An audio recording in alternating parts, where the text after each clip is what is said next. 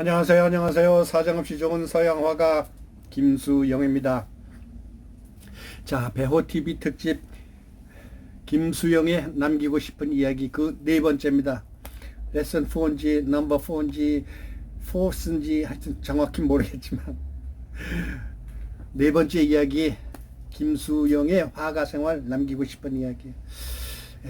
여러분들에게 뭐 잘났다고 제가 뭐 이렇게 주절주절 떠들겠습니까? 그러나 어느 한 늙은 화가의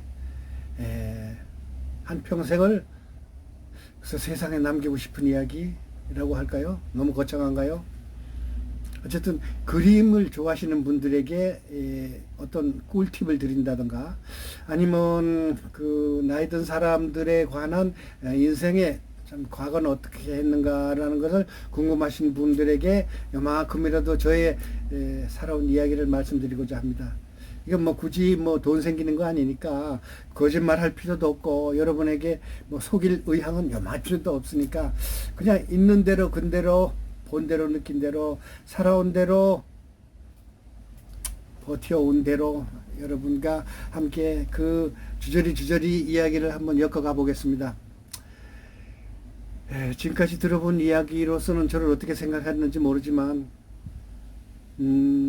흙수저였습니다. 솔직한 말로 저는 뭐 가장 가난한 비난한 집의 아들로 태어나가지고 6남매 중 세 번째로 태어났습니다. 근데 우리 형님하고 누님은 또 일찍 돌아가셨어요. 그래서 제가 장남 아닌 장남이 됐는데 제 동생들은 뭐 어떻게 생각하는지 모르지만 제가 어렸을 때 젊은 시절에 벌어가지고 걔들이 학비도 되고 밥도 먹여 살리고 또 주택 임대료도 내고 그랬습니다. 그러다 보니 크게 남들처럼 거창한 대학을 못 나오고 또 아슬아슬하게 먹고 살았을 뿐이에요. 그런데 어쩌다 보니까 이제 제가 화가가 됐는데 여러분 화가라 그러면 어떤 느낌이 드세요? 고리타분한 또 꾀죄죄한 고린내가 나는 노인네들 아닌가요?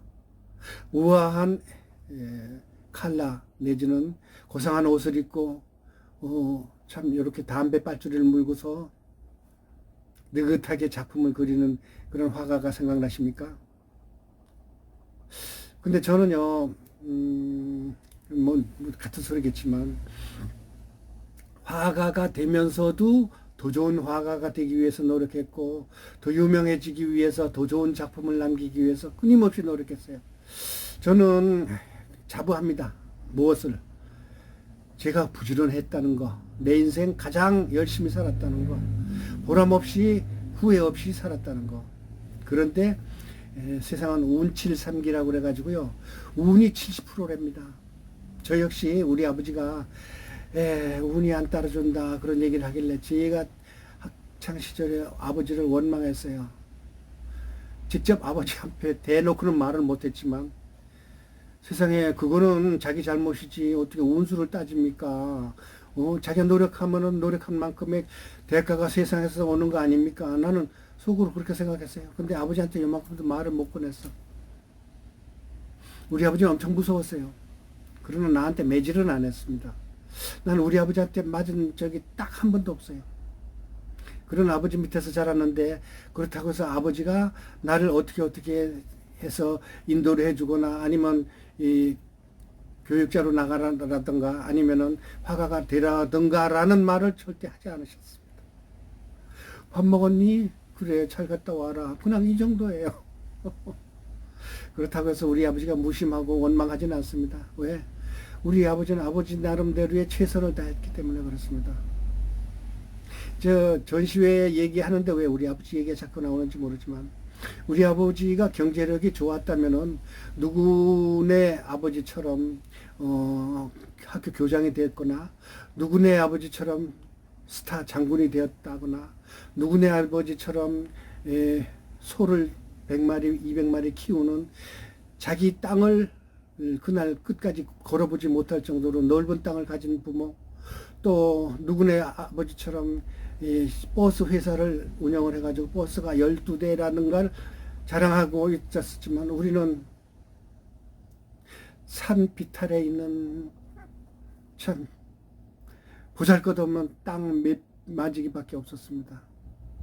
그 다음에 개울가에 있는 장마철이 되면 물이 들어오는 논, 그런 정도밖에 없었기 때문에 늘 가난과 늘 돈이 없어서 친구들한테 앞에서 얘기했듯이 도화지 한 장 빌려주라, 본을 떠주고 그림을 본을 떠주고 크레파스를 좀 빌려서 그림을 그렸는데 그림은 항상 1등이었었어요. 자, 이제 그렇게 해서 옛날 이야기는 보릿고개 이야기를 뭐 그 당시 살았던 모든 사람들의 다 공통된 그런 추억이겠죠. 아유 꼰대 그런 얘기 뭐 하래서 했냐. 예, 그만할게요. 이제 그만하고 이제 전시회에 있었던 이야기, 그것도 한 서너 번에 걸쳐서 이야기를 이어가야 될 정도로 전시회를 많이 했습니다. 제가 제일 첫 번째 전시회 한 거는요 1971년 가을이었습니다. 서울 지하철 1호선이 1971년도에 아마 개통을 했을 거예요.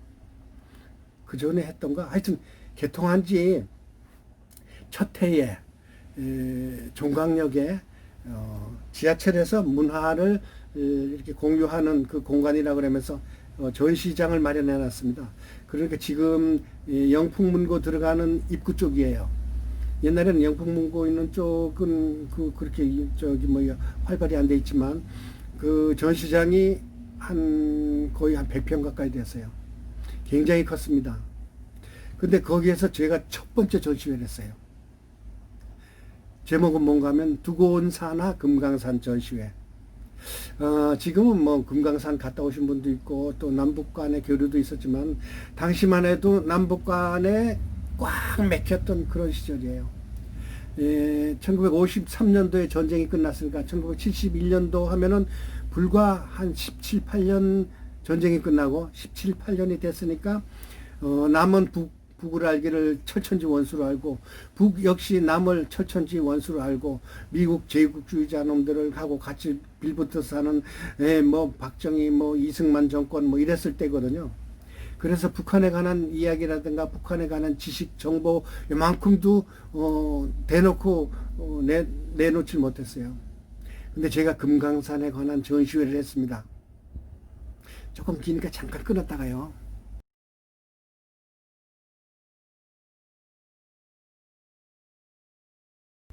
두고 온 산하 금강산 전은 1971년도에 있었는데요. 자, 여러분 전시회를 하면은 뭔가 중요하죠? 그림이 제일 중요하죠. 그림을 그려야 되는데 당시 저는 그 쑥고개에서 미군 부대 바로 앞에 향목 화실이라는 작은 화실에서 미군들 상대로 그림을 그리는 그런 일을 하다가 장의동에 있는 그 화가 이모라는 분하고 같이 장의동에 있는 화인 아트 컴퍼니인가 뭐 이런 회사에 들어갔어요. 화인 아트만 그랬어요. 그 회사는 한 20, 30명 정도의 이제 그 화가들이 그림을 그려서 미국으로 수출하는 그런 회사였고, 그래서 이제 거기서 그림을 그리다가 군대 영장이 나왔어요. 근데 군대 영장이 나왔는데 가기 전에 우리 형님이, 돌아가신 형님이 전시회 한번 하자. 뭐 군대 가면 어떻게 될지도 모르는데 어쨌든 군대 가기 전에 전시회 한번 폼나게 한번 하자 이래가지고 했는데 그림을 거의 한 100평이 되잖아요. 전시장이 굉장히 커요. 일반 지금 인사동처럼 화려한 그런 조명이나 뭐 화려한 벽면이 있는 그런 전시장은 아니지만 어쨌든 당시로서는 가장 큰 전시장의 하나였습니다. 그래서 그림을 한 40점을 그려야 되는데 그거를 한 달 반 동안 그랬어요. 40점을. 자, 그래서 금강산에 관한 정보가 있어야 될 거 아니겠습니까? 옛날부터 우리 그 동양화 화가, 한국 화가들은요, 선비들이 가장 좋아하는 그림 소재로 대한민국에서 금강산을 따졌습니다. 금강산이 참 그릴 게 많아요. 저는 금강산을 가보진 않았지만 금강산 사진을 구해야지 그림을 그려야 될 거 아니겠습니까? 그 다음에 해금강도 있고, 그 다음에 내금강도 있고, 그 다음에 이 그 만물상 또 뭐 이런 게 좋은 게 많은데 그런 걸 소재를 구하려니 당시로서는 도서관에서 밖에 없는데 내가 카메라가 당시 뭐 그런 가난했으니까 1970년도라면은 우리 국민소득 뭐 많아야 2, 300불도 안 됐을 정도입니다. 당시 북한이 우리나라보다 더 잘 살았어요. 국민소득이. 그건 뭐 그렇다고 치더라도 금강산에 가는 소재를 구하기 위해서 지금의 그 서대문 로타리에 보면은 그게 아마 빌딩이 없어졌어요. 한미연구원이라고 있었습니다. 지금 바로 로타리에서 저기 냉천동, 그러니까 불광동 넘어가는 그 바로 카브 도는데 한미연구원이라고 있는데 거기에 가가지고 보니까 글쎄 금강산 그림이 있더라고요. 일본 사진 작가가 찍은 일제시대 때 나온 책이에요. 근데 그거를 구입을 했습니다. 거기서.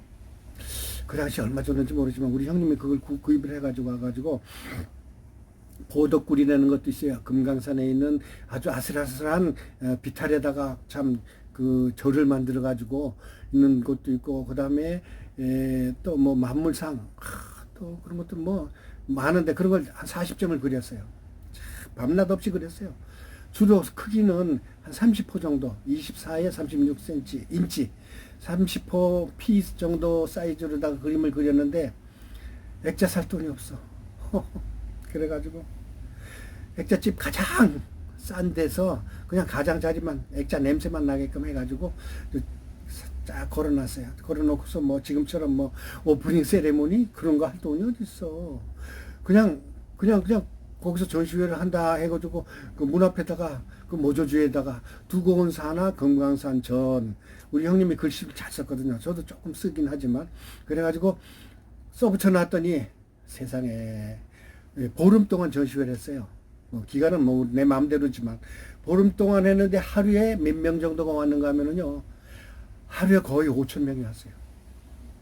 그리고 신문 기자 내지는 방송 기자들이 막 찾아와가지고 취재를 하는데 정신이 없더라고요. 근데 어느 날 정보부 사람들이 다 왔어요. 왜? 북한 관련 전시회를 하니까 이게 무슨 간첩들이 와서 북한 홍보 선전하는 거 아니야? 관광 선전하는 거 아니야? 이러면서 찾아왔어요. 그리고 보니까 뭐 수수 작품이잖아요. 그런데 거기서 하나 히트 친 게 하나 있어요. 뭔가, 자, 어느 날 젊은 아주 정장을 입은 멋있는 사람 3명이 찾아왔어요. 그래가지고 해금강 사진을, 멋있는 사진이 있는데 바다 파도 치는데 이제 해금강 뭐라 그럴까, 저기 뭐야, 그 화산으로 인해 생긴 돌이 있어요. 그거 무슨 석이라고 그러는데 깜빡 생각이 안 나네. 그 웃는 데다가 저 비각 같은 게 있거든요. 종각 같은 거. 그걸 다 그려놨는데 이게 얼마냐고 물어. 그래서 그 당시 사실은 그림이 팔릴지 안 팔릴지는 모르지만 팔린다면 행운이고 안 팔려도 그만이고 이래서 내 이름만 한번 날리자 이래서 전시회를 한 건데 막상 얼마냐고 묻더라고요. 그래서 그 당시 되든 안 되든 배짱으로 60만 원인데요. 그래서 그 사람은 뭐 깎지도 않고 뭐 어쨌든 감사합니다 하면서 60만 원 딱 주고 가더라고요. 현금을. 내 생전 처음 팔아본 그림이 60만 원짜리 그림이에요. 그 당시 70년도, 71년도 60만 원, 지금 600만 원도 더 할 거예요.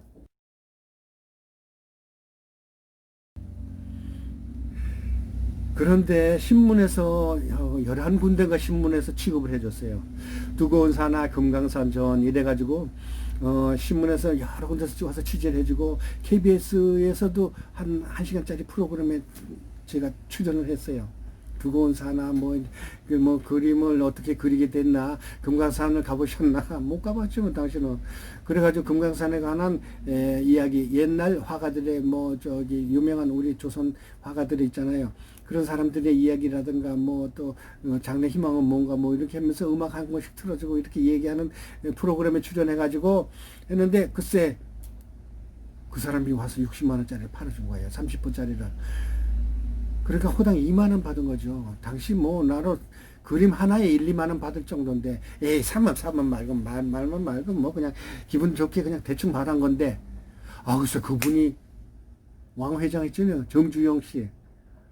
정주영 씨 비서가 온 거예요. 정주영 씨가 신문에 난 걸 보고 한국일보에 난 걸 보고서 글쎄 비서들 보낸 거예요. 그 중에서 그림 하나 싸가줘라고. 그러니까 나중에 알고 봤더니 정주영 씨 고향이 강원도 통천군이더라고요. 통천군. 그래서 자기 고향에 있는 금강산 그림을 사고 싶었던가 봐요. 그래서 그분한테 내가 그림을 팔았다니까요. 그래가지고 그 뒤로도 그림을 몇 개 팔았어요. 몇 개 팔고서 보름 동안 했는데 거의 제가 생각하기엔 10만 명 이상이 와서 봤어요. 엄청 대성황을 일어났어요. 내 생전 첫 번째 전시회를 그렇게 거창하고 화려하고 멋있고 또 알짜배기 돈도 좀 짭짤하게 들어오는 그런 전시회를 했습니다. 자, 전시회 화가들의 꿈이죠. 인사동 가면은 매주 화요일 날 그림을 체인지를 해요. 그 다음에 수요일 날 이제 그 개인전 하거나 아니면 단체전 할 때 수요일 날 저녁이면은 오프닝 세레모니, 그러니까 개막식을 합니다. 인사동에 가면은요, 수요일 날 저녁에 오후 4시나 5시쯤 가보세요. 그러면 여기저기 화랑마다 간단한 와인이나 놓고, 그 다음에 뭐 떡도 좀 갖다 놓고, 그 다음에 케이크도 갖다 놓고, 과일도 좀 저기 도마도 같은 거 갖다 놓고, 이렇게 개막식을 하면서 작가들의 나의 작품에 대한 설명도 하고, 또 유명한 사람이면은 비평가들도 와서 감상하고, 또 친지들이 와서 그림도 팔아주고 그러는데, 저는 첫 번째 전시회를 그렇게 멋있게 뽀다구나게 와드드하게 했어요. 그래서 첫 번째 전시회를 이렇게 얘기했는데요. 다음번 5번째 이야기는 또 이제 여러 가지 전시회를 했는데 미국의 뉴욕 아트 엑스포 갔었던 이야기까지 한번 해보겠습니다. 5번째 기다려 주시고요. 4번째 들어주셔서 감사합니다. 구독 좀 눌러주세요. 돈 들어가는 거 하나도 안 없어요. 감사합니다. 사정없이 좋은 서양 화가 김수영 배우TV 특집 남기고 싶은 이야기, 어느 늙은 화가의 고백, 그 4번째 이야기 마치겠습니다. 감사합니다. 땡큐.